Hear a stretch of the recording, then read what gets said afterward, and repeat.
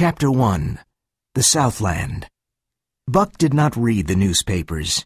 He did not know that there was trouble for every big, strong dog in California.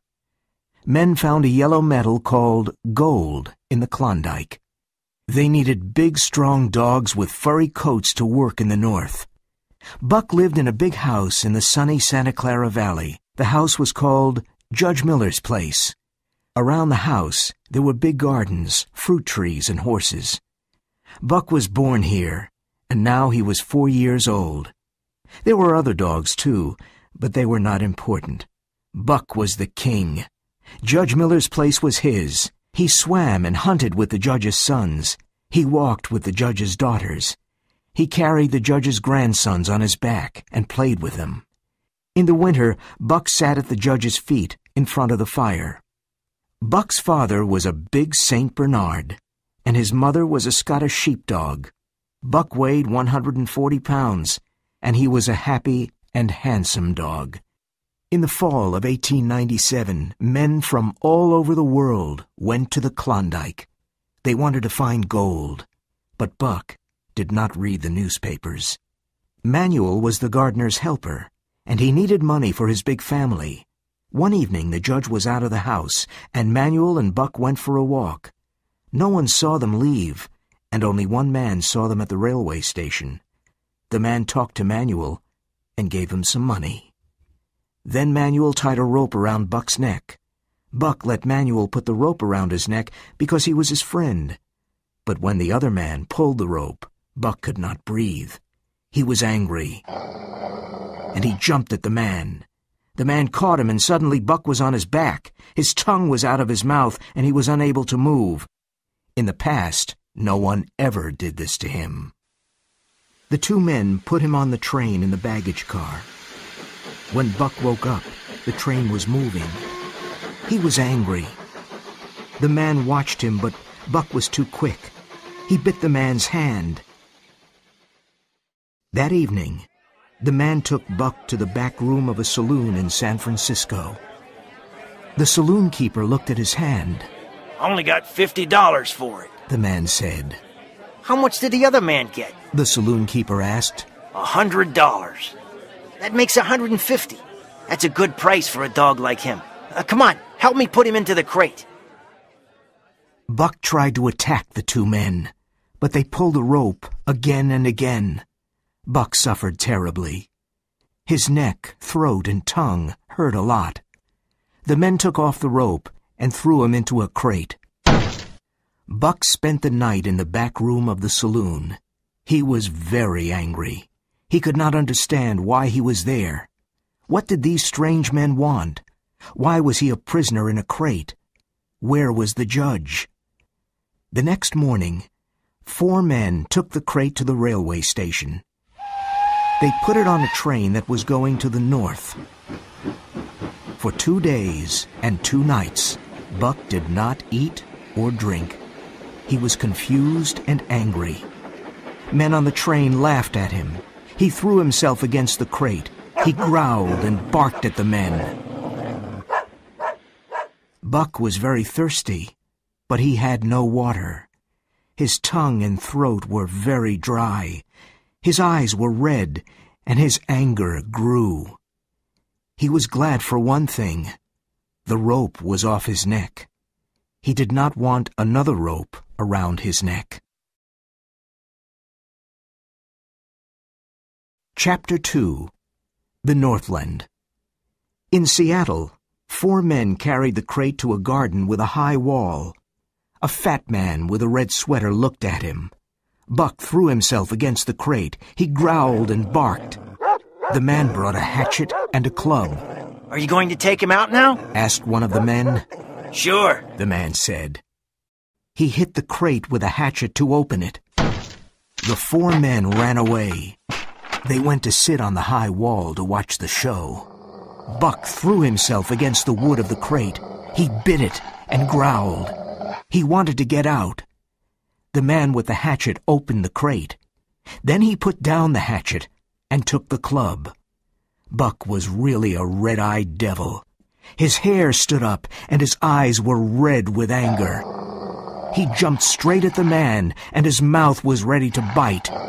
At that moment, the man hit him with the club. He fell to the ground on his back. This was the first time he was hit with a club. He did not understand. He jumped at the man, again.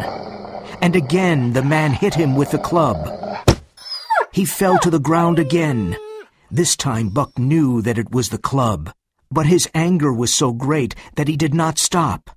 He jumped at the man a dozen times, and a dozen times the club hit him. There was blood on his nose, mouth, and ears. Then the man hit him very hard on the nose. The pain was terrible. It was agony. Buck jumped at the man again, and the man threw him to the ground. Buck did not move for some time. "He knows how to teach a dog a lesson," said one of the four men. Then they returned to the train station. Buck slowly opened his eyes. He could not move. He watched the man in the red sweater. The fat man was reading the saloon keeper's letter and said, "Your name is Buck. Well, Buck," he said in a friendly voice, "now you know your place. Be a good dog and we'll be friends. Be a bad dog and I must use my club again. Understand?" As he spoke, he touched Buck's head. Buck was angry inside, but he did not move. When the man brought him water and meat, Buck drank and ate. He learned that a man with a club was stronger than him.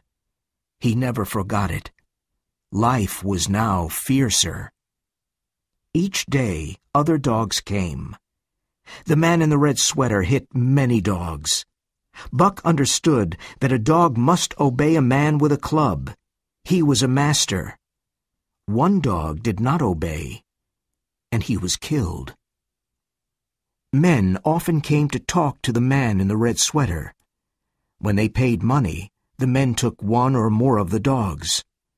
Those dogs never came back. Where did they go? Buck thought. He was afraid of the future. One day, a short man came to look at Buck. The man spoke bad English. "That's a strong dog. How much?" $300, said the man in the red sweater. "And it's a gift at that price." Perrault smiled. The price of dogs was high at that time.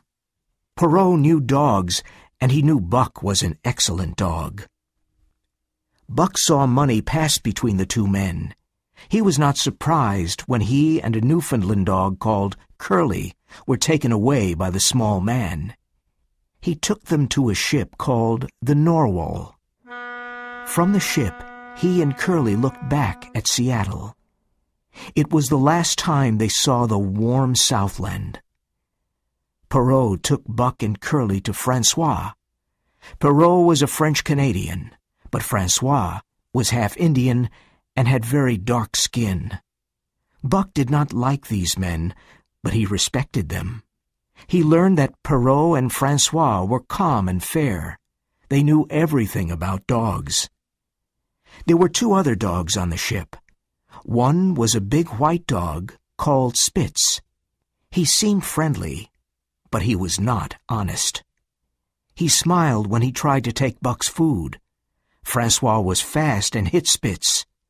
From this moment, Buck began to like him. The other dog was called Dave. He was unfriendly and always wanted to be alone. Dave ate and slept and was interested in nothing. Day and night the ship sailed. Every day was the same, but Buck noticed that the weather was colder. Finally, one morning the Narwhal's engine stopped. Buck and the other dogs were excited. Something was happening. Francois leashed the dogs and took them outside. At the first step, Buck's feet went down into something white and soft. He jumped back. More of this white stuff was falling from the sky and fell on Buck. He shook himself, but more fell on him.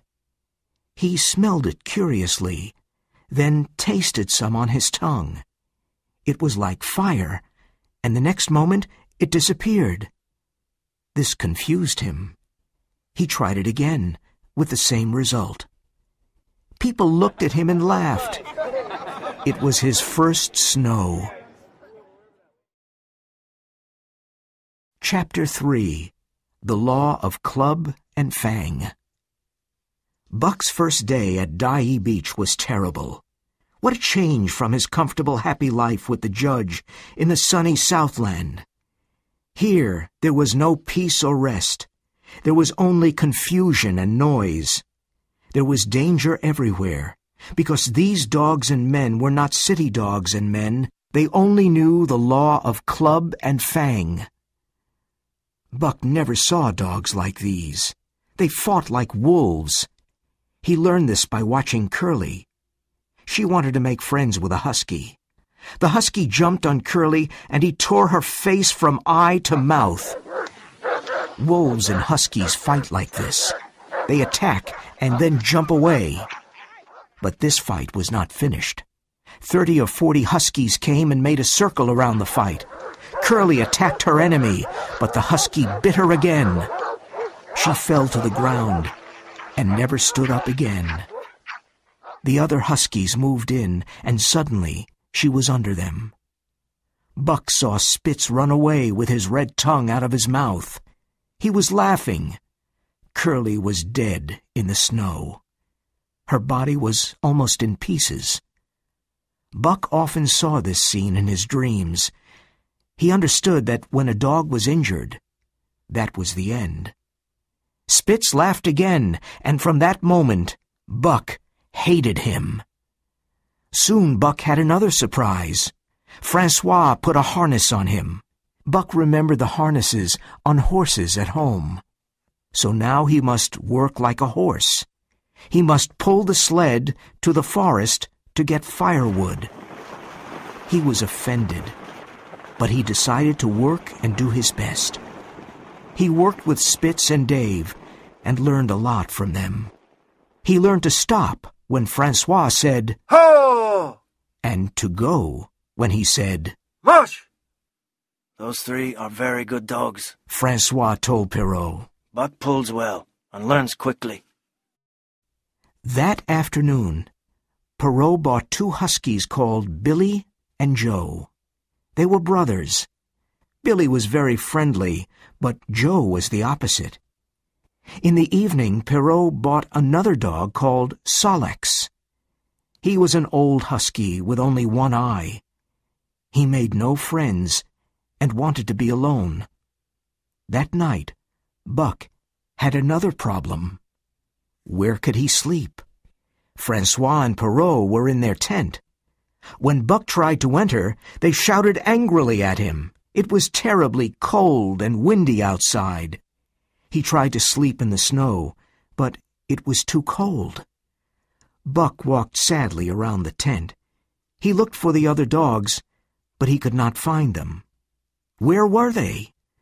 Buck was very cold and unhappy. He did not know what to do. Suddenly, he fell into a hole. He felt something move, and then heard a friendly bark. Under the snow, in the warm hole, he saw Billy. Billy licked Buck's face with his warm, wet tongue. Another lesson. So that was how the dogs slept. Buck chose a place and made a hole. In a minute, he was warm and asleep.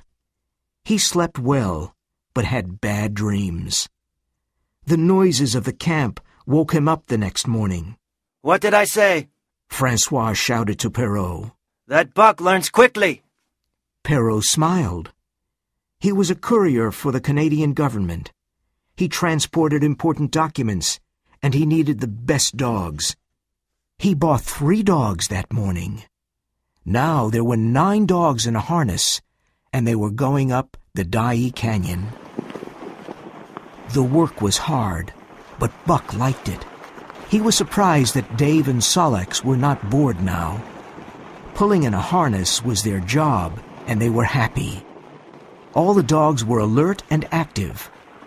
Billy was the sled dog. He was nearest to the sled. Dave was in front of him. Then there was Buck. In front of them were the other dogs. Spitz was the leader in front. Dave and Solex were Buck's teachers. When Buck pulled the wrong way, Dave always bit his leg lightly. Buck learned quickly. It was a hard journey up the canyon, through sheep camp, and into the mountains. That night, they camped at Lake Bennett. Thousands of gold miners were there. Buck made his hole in the snow and slept well. Very early the next morning, Buck and his team started pulling the sled again. That day, they traveled 40 miles on a good trail. But the next day, there was no trail. The dogs worked harder, and they traveled slowly. Perrault usually went in front of the dogs. With his snowshoes, he made the snow flat. Francois guided the sled from behind. Perrault was in a hurry. He knew all about ice, and this was very important. In the fall, the ice was very thin. Day after day, Buck worked hard and pulled the sled. The dogs started before it was light and stopped in the evening after dark. They ate a piece of fish and went to sleep. Buck was always hungry. Every day he ate 1.5 pounds of fish, but it was never enough. One day he saw another dog called Pike steal meat from Perrault. Buck did the same the next day, and no one saw him. Buck was learning to live in the hostile Northland. In the Southland, he never stole, but he was never hungry. In the Southland, there was the law of love and friendship. The man with the red sweater taught him the law of club and fang. He learned to eat all kinds of food. He learned to fight and became very clever. He became stronger and more primitive. The natural forces inside of him became alive. It was easy for Buck to fight like a wolf because it was in his blood. At night, he looked at a star and howled. Like his ancestors did long ago, Buck was following his instinct. Chapter 4. The Attack. The primitive spirit of his ancestors was strong in Buck, and under the harsh conditions of his new life, this spirit grew. He hated Spitz more and more, but he did not want to start a fight. Buck was careful. He did nothing without thinking. Spitz always showed his teeth to Buck. He wanted to start a fight. Buck knew that a fight meant the death of one or the other.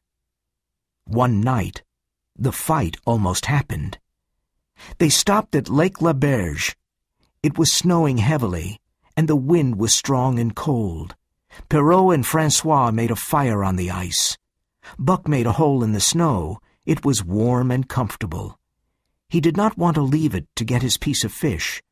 When Buck finished eating the fish, he went back to his hole and found Spitz in it. Buck did not want to fight with Spitz, but this was too much. He jumped on Spitz with great anger. Spitz was very surprised. He knew Buck was big, but he did not know he was so wild. Francois was surprised too. Aha! He cried to Buck. Give it to him! Give it to him! Both dogs wanted to fight. They circled each other and waited for a chance to jump in. Suddenly, Perrault shouted, Ah! Ah! and they saw about 100 thin, hungry dogs. They came from an Indian village, and they were looking for food. Perrault and Francois hit them with their clubs, but the hungry dogs showed their teeth and attacked.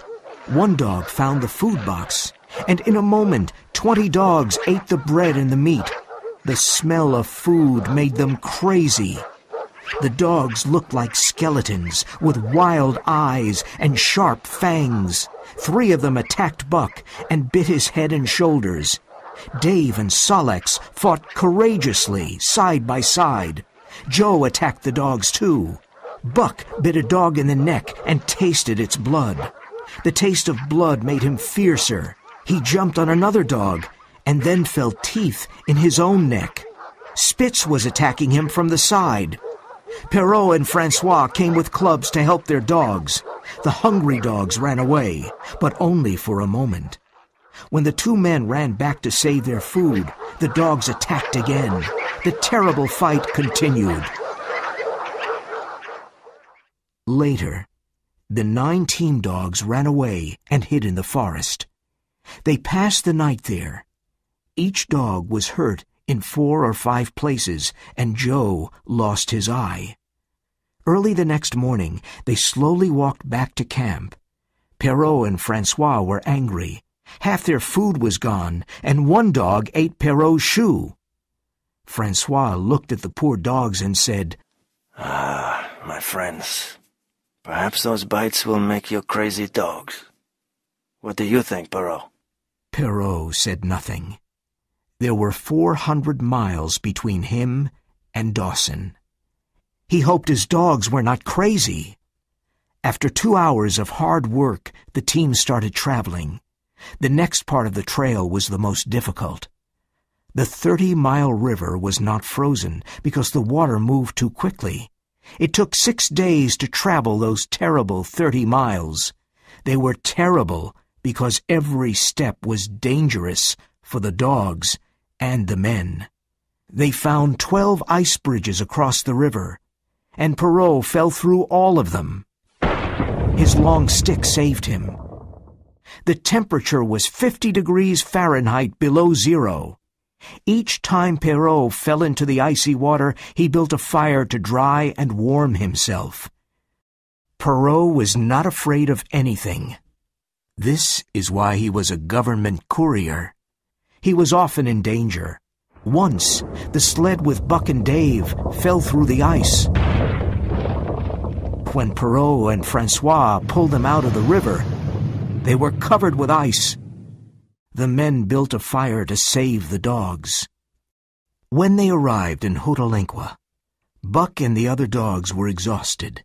However, they were late, and Perrault made them run faster.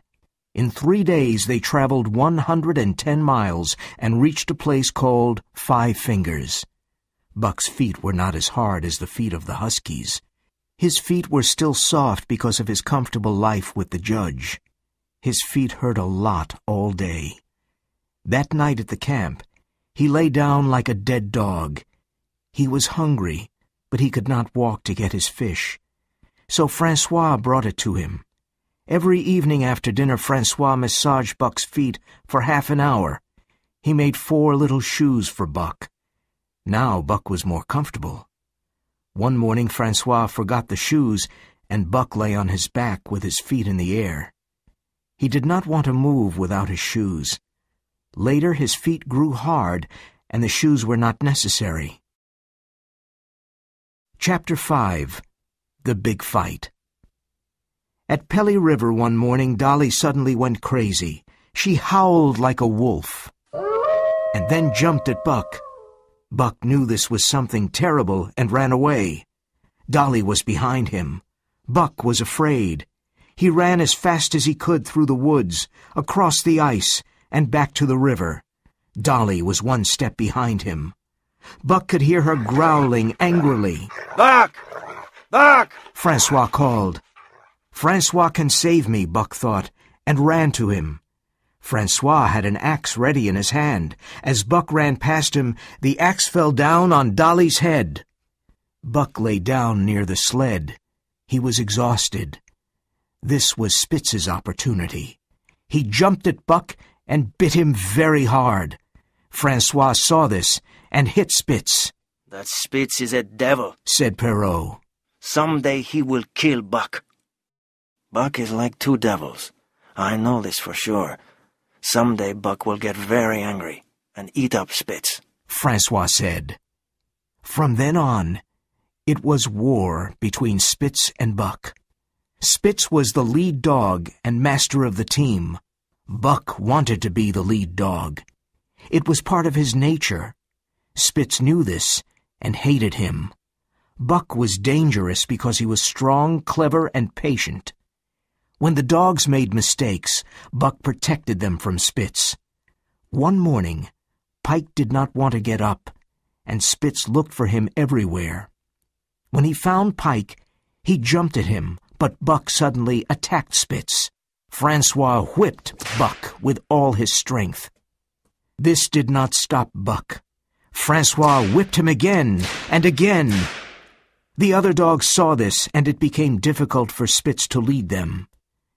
Day after day, Buck protected the other dogs from Spitz. Buck did it secretly when Francois was not looking. Things began to change on the team. The dogs did not respect or obey Spitz. The team became worse. There was always more trouble, and Buck was responsible for it.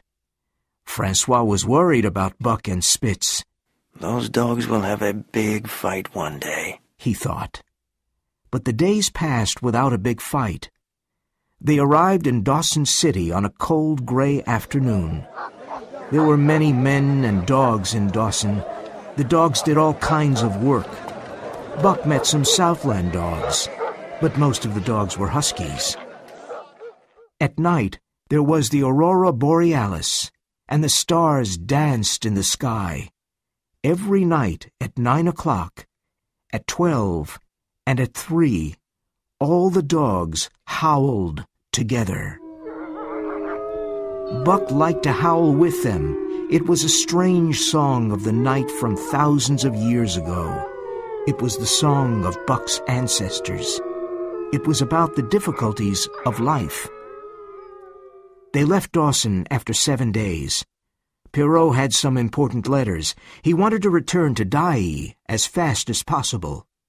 The dogs were rested and in good condition. On the first day they traveled 50 miles, and on the second day they were on the Yukon River near Pelly. Francois had many problems with the team. The dogs did not work well together. Buck and Spitz hated each other. The other dogs did not respect Spitz. They were not afraid of him anymore. Francois often stopped the sled because the dogs were fighting. Francois knew that Buck caused the trouble. But Buck was very clever, and Francois never saw him. Buck worked hard, and he loved pulling the sled. One night after dinner, Dub found a snow rabbit. In a moment, all the dogs were running after it. Nearby, there was a camp of the Northwest Police with 50 dogs. The 50 dogs started running after the rabbit, too. The rabbit ran quickly on the soft snow, but it was more difficult for the dogs. Buck led the pack of 60 dogs, and he was very happy. He was hunting his food, and he felt alive. His splendid body moved forward in the white moonlight. In the end, Spitz caught the rabbit. He broke its back with his teeth and threw it in the air. Buck attacked Spitz. The dogs fell in the snow. Spitz bit Buck twice and then jumped away. He watched Buck carefully. Buck knew this was the big fight. Either he or Spitz must die. Their ears went back and they growled angrily. They watched each other carefully and they circled slowly. The night was silent, and everything was white in the moonlight.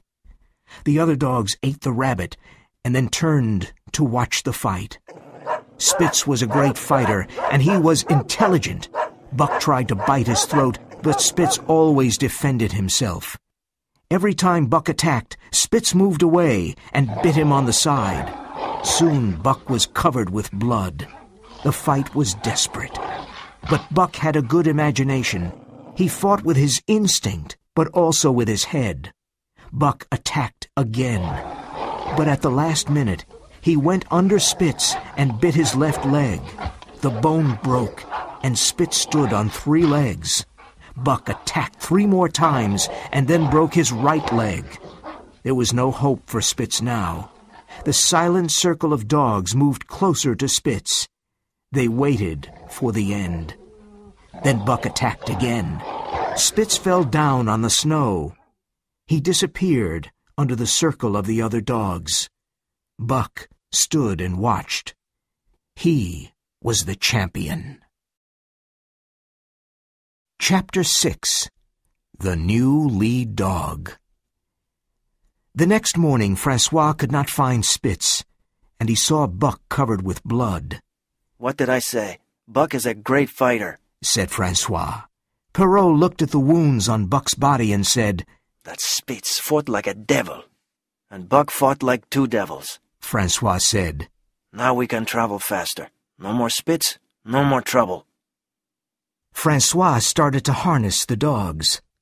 Buck walked to Spitz's old position, but Francois put Solex in the lead position. Buck jumped angrily at Solex. "Eh!" Francois cried. "Look at that Buck. He killed Spitz, and now he wants his place. Go away, Buck." But Buck did not move. Solex was not happy.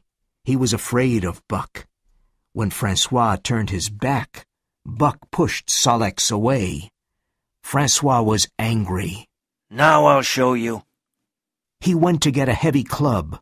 Buck remembered the man in the red sweater and moved away. "Come here, Buck," said Francois. Buck did not obey. He wanted to be the lead dog because he won the fight with Spitz.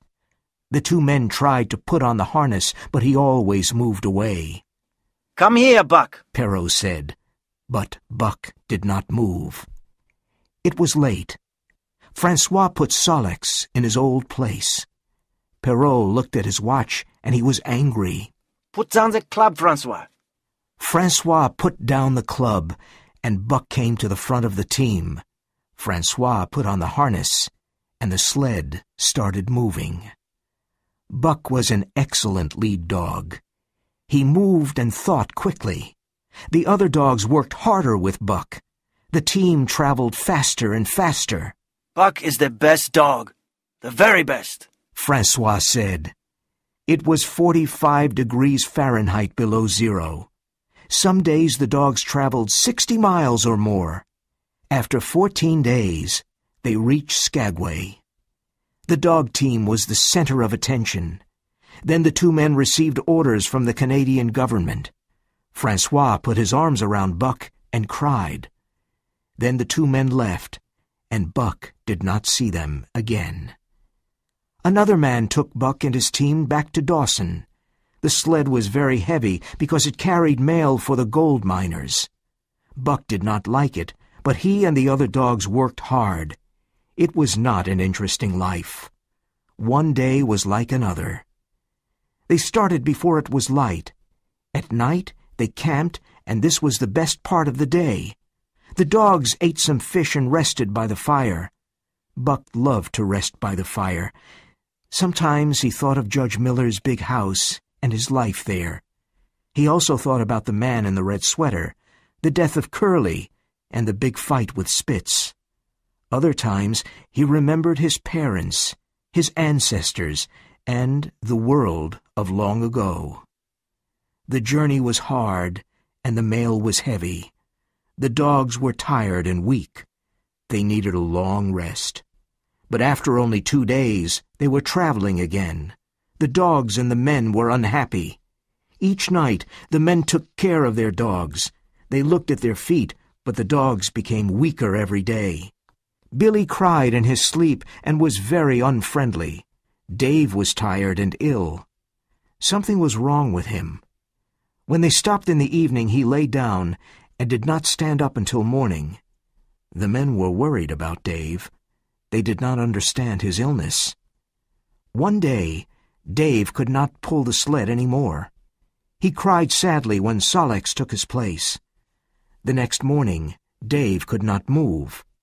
The driver took his pistol and walked away. The dogs heard a shot. The man came back quickly, and the sled moved again. Buck and the other dogs knew what happened to Dave. 30 days after leaving Dawson City, the team arrived in Skagway.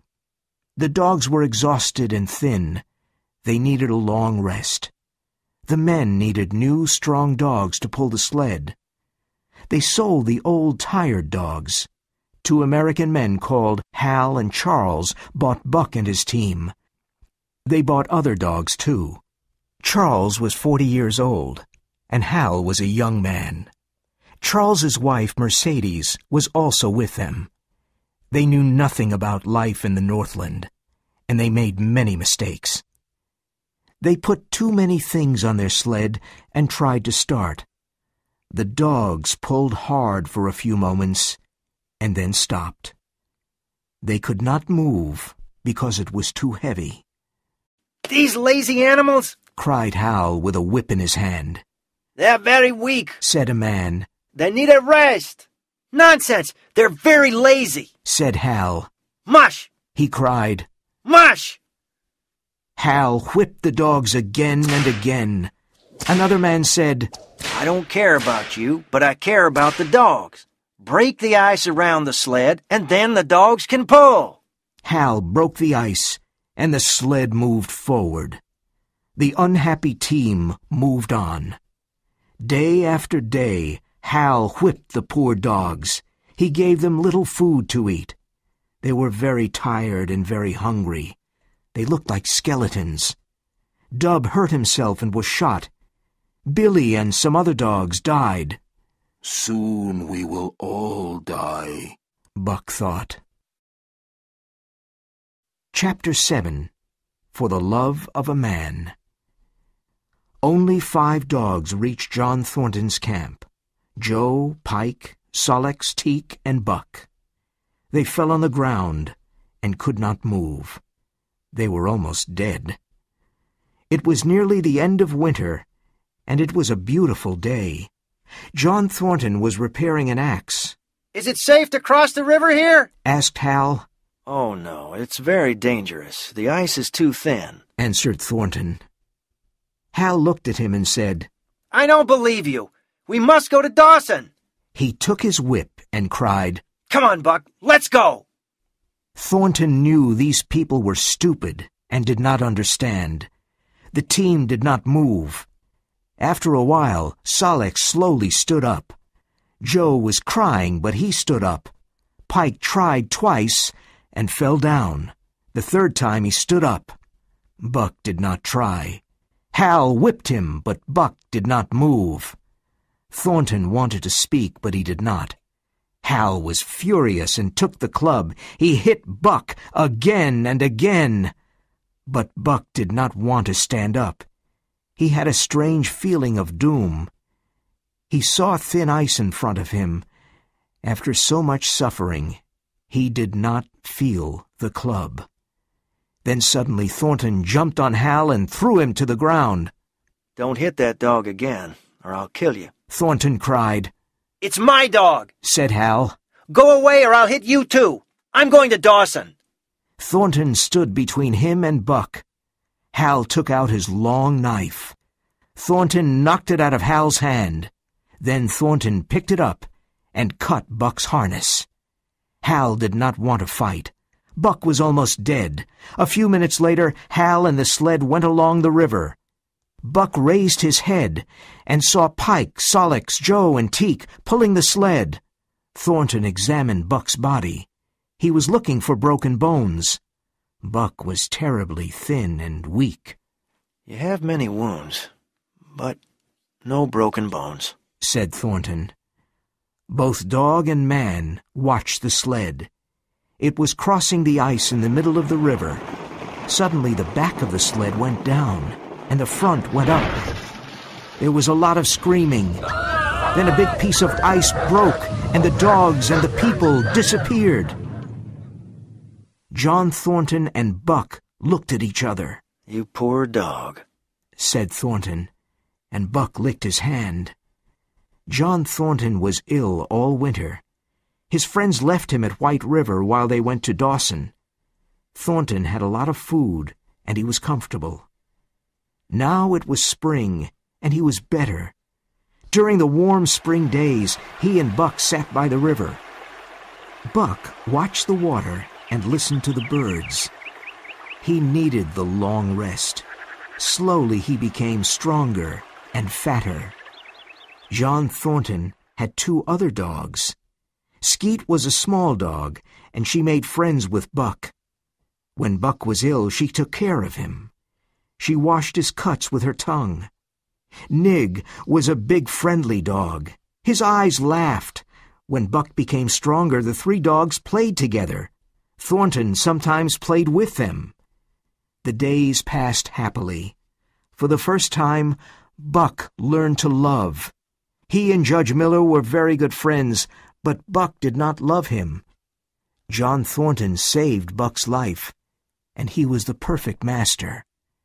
He loved his dogs and took good care of them. The dogs were like his children. He always talked to Buck.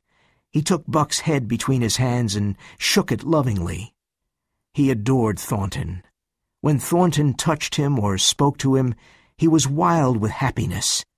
He sat near Thornton and looked at his face for hours. At first, Buck followed Thornton everywhere. He did not want Thornton to leave like Francois and Perrault. Buck was very happy with Thornton, but he was a dog of the Northland. He dreamed of other animals and heard them calling him. It was the call of the wild. Sometimes Buck wanted to answer the call. He often went into the forest, but he always returned to Thornton. Buck was not interested in other men. When Thornton's friends Hans and Pete returned, Buck did not notice them. He knew they were Thornton's good friends, and so he accepted them. Hans and Pete saw that Buck loved only Thornton and no one else. He was always happy to obey Thornton. One day, they were in Circle City. Black Burton was a bad and cruel man. He was in a saloon and he was fighting with another man. Thornton tried to stop them. Buck sat in a corner and watched. Burton hit Thornton and he almost fell. There was a loud growl, and Buck jumped into the air at Burton's throat. The man put up his arm and saved his life. Then he fell to the ground with Buck on top of him. Buck bit into his throat. Some people pulled Buck off the man. A doctor arrived and examined Burton's throat. The dog attacked only because Thornton was in danger, someone said. From that day, Buck's name became famous all over the Northland. In the fall of that year, Buck saved Thornton's life another time. The three men were going down the river. Thornton was in the boat, and Hans and Pete were on the riverbank. They were holding the boat with a rope. Buck was on the bank and watched his master. Soon they came to a dangerous part of the river. The boat was going too fast because the current was strong. Hans pulled the rope to stop the boat, but it turned over. Thornton fell into the water. Buck jumped in immediately and swam to his master. Thornton took Buck's tail, and Buck swam bravely towards the riverbank, but they moved slowly because the river pushed them to the rocks. "We can't get to the riverbank because the current is too strong," said Thornton. He held on to a rock and let go of Buck's tail. Then he cried, "Go, Buck, go!" Buck obeyed and swam to the riverbank. Hans and Pete pulled him out of the river. "We must work fast to save Thornton. He's in great danger," said Pete. They tied a rope around Buck, and he jumped into the river again. The river carried him past Thornton, but he finally reached him. Thornton held on to Buck, and Hans and Pete pulled the rope very hard. Thornton and Buck disappeared under the water. When Hans and Pete pulled them out, they both seemed dead, but they slowly opened their eyes. Thornton examined Buck's body and found 3 broken bones. "We must camp here until Buck is better," said Thornton. Chapter 8. The Winner. At Dawson that winter, Buck did something that made him very famous in the Northland. Thornton, Hans, and Pete wanted to go to the east to look for gold, but they needed money. One day, they were at the El Dorado Saloon. "My dog can pull a sled with 500 pounds on it," said one man. "Well, my dog can pull 600 pounds, said another man. "Really? Well, my dog can pull 700 pounds, said a third man called Matthewson. "That's nothing," said Thornton. "Buck can pull 1,000 pounds. Can he move the sled when it's frozen to the ice and then pull it 100 yards? asked Matthewson. "Yes, he can," said Thornton. "Well," said Matthewson, I've got $1,000 here, and I say he can't. He took a bag of gold and put it on the table. Nobody spoke. Thornton thought, I know Buck is strong, but is he really so strong? The men at the saloon looked at him silently and waited. Thornton did not have $1,000, and his friends did not either. I've got a sled outside with 1,000 pounds on it, Mathewson said. Do you want to try? Thornton did not know what to say. He looked at all the men. Then he saw his old friend, Jim O'Brien. Can you lend me $1,000, Jim? Thornton said softly. Sure, said O'Brien. but I don't think your dog can do it. Everyone went into the street. A lot of men stood around Mathewson's sled. The sled was frozen to the ice because it was terribly cold. Mathewson was sure Buck could not win and said, I'm paying another $400. What about you? Thornton, Hans, and Pete talked together. They had only $200, and they added them to the $1,000. Buck felt the excitement in the air. He knew he must do something great for Thornton. Buck was in perfect condition. He was a splendid dog. Thornton sat down on the snow next to Buck. He held Buck's head in his hands and spoke softly in his ear. If you love me, Buck. If you love me. Buck understood. He took Thornton's hand between his teeth and then let go. He often did this as a sign of his love. Everyone was silent. Thornton stood up and said, Ready, Buck? Buck pulled on the harness. Right, cried Thornton. Buck pulled to the right and stopped suddenly. Now left, cried Thornton. Buck pulled to the left. The ice was breaking. Now, mush! Buck started to pull. His strong body pulled harder and harder. The sled moved a little. Suddenly, it started to go forward on the snow. Buck pulled it for 100 yards. He was the winner. The men shouted and threw their hats in the air. Thornton was on the snow with Buck. He took his head and shook it. He was crying with happiness. Buck had Thornton's hand between his teeth. In 5 minutes, Buck made $1,600 for Thornton and his friends. With this money, they could travel to the east to look for a lost gold mine. No one knew where it was. It was a mystery. The 3 men with Buck and 6 other dogs started to go east. They traveled up the Stewart River and into the Mackenzie Mountains. Thornton was not afraid of the wild. He hunted his food during the day. Buck was very happy. He loved hunting, fishing, and traveling. They camped in different places and looked for gold. In the summer they built small boats and crossed mountain lakes and went down rivers. The months passed, and they continued to travel in the unknown country. In the winter they found an old cabin, but they did not find the gold mine. Then in the spring they found a stream with gold in it. It looked like yellow butter. Every day the men worked hard and found lots of gold. They put it in many big bags. Each bag had 50 pounds of gold. The dogs did nothing except watch the men and eat. Buck spent many hours sitting by the fire and dreaming. Sometimes during the day he heard a call from the forest. He listened and ran off into the forest. He loved running under the tall trees and looking at the birds. One night he woke up suddenly. He heard the call again. It came from the forest, and it was a long howl. He ran into the forest and followed the sound. He came to an open space in the trees and saw a wolf. He was sitting, and his nose was up in the air. He was looking at the sky. Buck walked towards him slowly and silently. The wolf stopped howling and ran away. Buck followed him. After some time, the wolf stopped and growled at Buck. He was afraid because Buck was much bigger. But Buck did not want to fight. He wanted to make friends with the wolf. The wolf understood, and they touched noses. They became friends and played together. They ran for hours through the forest and under the open sky.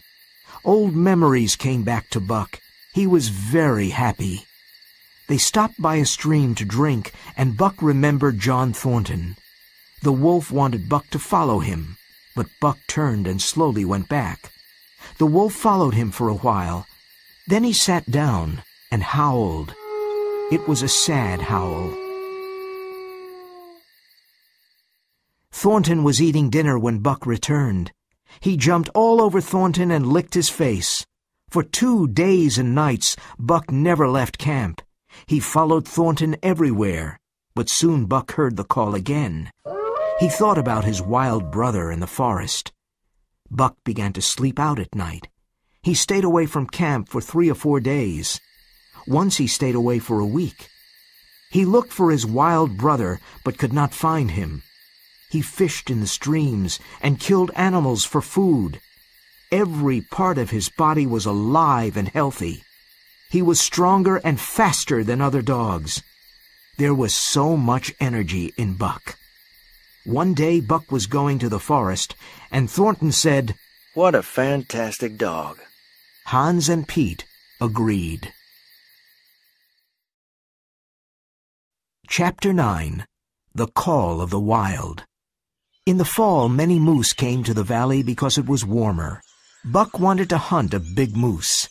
The biggest moose was 6 feet tall and had enormous antlers. He was much bigger and stronger than Buck. When he saw Buck, he growled angrily. Buck followed the moose for many hours. He was clever and thought, I must separate him from his group. It was not easy. But by evening, the moose was away from his group. Buck started to attack him. Wild animals are patient. They do not hurry. They wait for the right moment, and then they attack. Buck knew how to wait. For 4 days, Buck attacked and jumped away. Then he danced in front of the big moose. He never left him alone. The moose could not eat, drink, sleep, or rest. He became very tired and very weak and stopped for long periods. So Buck ate, drank, and rested. At the end of the 4th day, Buck killed the big moose. For a day and a night, he stayed by the dead moose and ate and slept. When he was rested and strong, he decided to return to John Thornton. When Buck was 5 miles from camp, he smelled something strange, something terrible. He started running fast. The forest was silent. There were no birds and no small animals. Near some trees, he found the dead body of Nig. He had an arrow in his body. He found another sled dog with an arrow in his neck. Near the camp, Buck heard voices singing. Then he found Hans' body with arrows in his back. A wild, terrible anger grew in Buck. He could not control his anger. He saw the Yeehat Indians dancing at Thornton's camp, and he suddenly attacked them. He wanted to destroy them. Buck was faster than the wind.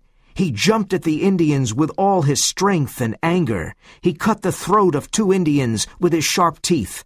Nothing could stop him, and he killed many Yeehats. He was like a devil. The Indians escaped into the forest, but Buck followed them. When Buck returned to the camp, he found Pete's body. He followed Thornton's smell to a pool. Buck knew Thornton's body was in the pool. He stayed by the pool all day. He knew John Thornton was dead. Now, he was very sad and alone. When he looked at the dead Yeehats, he was proud of himself.